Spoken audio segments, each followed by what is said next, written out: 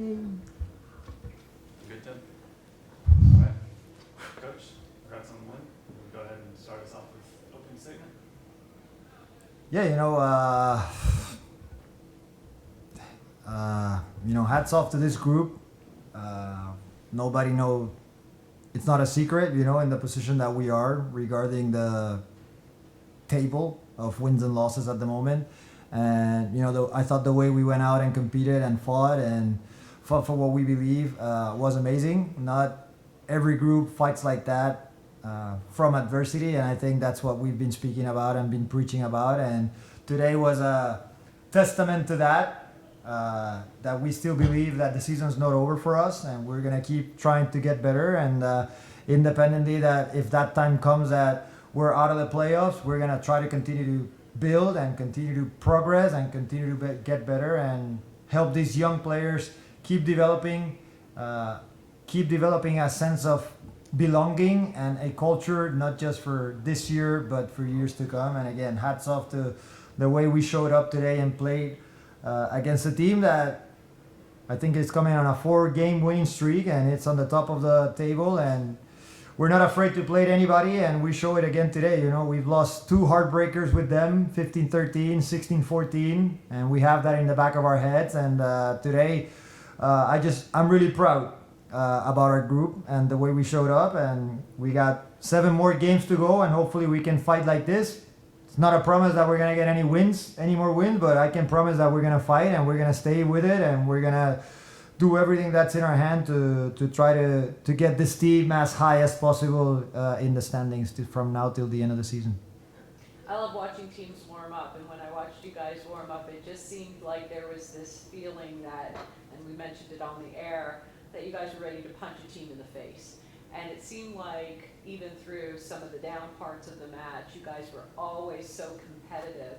I'd like to point out 2 areas that I thought you were really competitive in. Kaylee, I thought your defense in the backcourt was kind of set a standard there. If you could comment on that. And Abby, I thought your blocking was really, really strong tonight. So in terms of that small role that both of you guys played, did you feel like you just had that edge in the backcourt and the front court?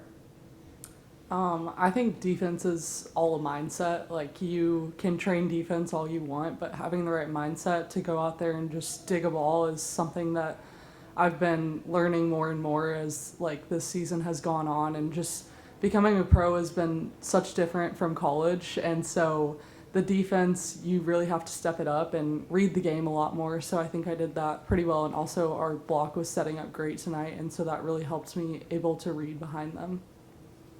Abby, your block, comment on that. Yeah, I think my blocking's been something I've been working on and focusing on for a while. So I really had the mindset going in tonight that was going to be the thing I was going to be the best at. And I have great teammates, great girls in my position group that every time I come off, they give me feedback. And so just having that support there, it was a lot of help. Oh, okay. I'll just keep going. So I loved the strategy. It was evident to me that there was a game plan. The game plan of serving short and the game plan on the offensive side. Any balls that were going to get tipped or off speed were going to go to Teeler. How did those 2 aspects help you guys in certain situations to get on a roll with points? Coach? Yeah, I think our game plan was trying to serve aggressive, especially the 3 rotations where Nutzi's in the front row. We've been preaching about trying to serve short more and more and more and more every day in practice. Every day we push them to try it, because what we see is that every team, including our team, has big problems getting used to receiving short serve and then going to play offense. So for sometimes, we got to vary the serve a little bit between short and deep. But our main goal was trying to get them in trouble. And mainly our strategy today was trying to get their middles out of their equation. The last 2 times we've played them and we've lost them, their middles have been highly, highly, highly efficient, especially number 22, Martin. And today, our goal was not allow her to be part of the game. And I thought we did a phenomenal job between our middles and our left sides, which had some responsibility in some rotations of being there, being present, and making her work hard. You know, I thought she was really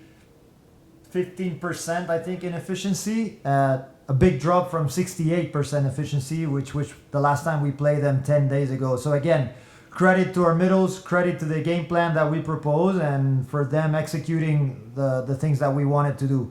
As far as our tips, we've been talking about trying to get every team in trouble when there's transition. So if the ball's not a hittable ball where you can go for the point, make sure you're taking somebody out of their equation so we can put our block defense in transition into work. And I thought we did a good job today of all those tips, all those second touches, all those missed balls that we couldn't put, getting their opposite out of system, and then putting a good double block on 4 and trying to create some transition opportunities for us. So again, hats off to this group for the way they work, for the way they train, for the way they come every day to practice and just try to get better independently of if results follow us or not.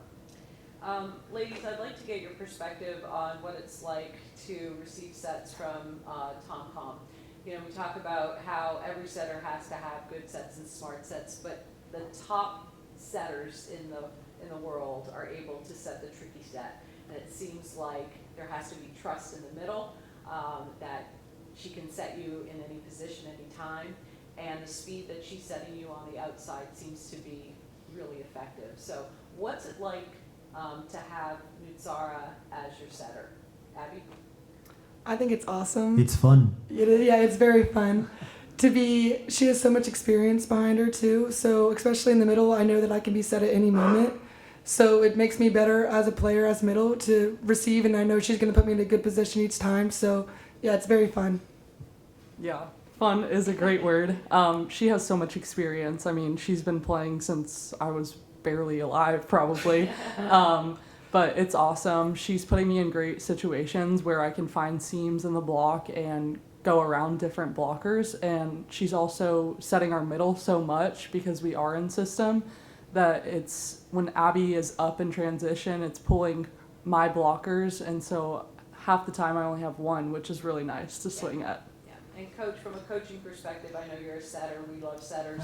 What does she do technically different that puts her hitters at an advantage? Yeah, you know, I think with setting, you get better as you go older, different from other positions. And I think her knowledge of the game, it's impressive. And also, technically, she has no flaws. You know, she's always in the right spot, always getting the ball in the right position to show the balls to the players so the players can adjust to the tempo that they want to play. Still, we're far from the things she can do for our team. I think she's still being hesitant on how fast can she push our players. But I think we're making progress as we go. We had a good 3 days this week to practice and get some rhythm. Results are here. Hopefully next week again, we only have one game at the end of the week, so we can have a couple of good days of practice to keep getting better in the rhythm. I still believe we're 1.5 steps behind of the speed that she wants to play the game. She's trying to adjust to us. What makes her good? I mean, everything makes her good. You know, I think decision making, it's great. I think precision, it's second to none. And then with the speed that she plays the game, gives us options to be more efficient in attack. And to that, you add all the Asian culture and mentality of how to play the game with combinations, with moving players around.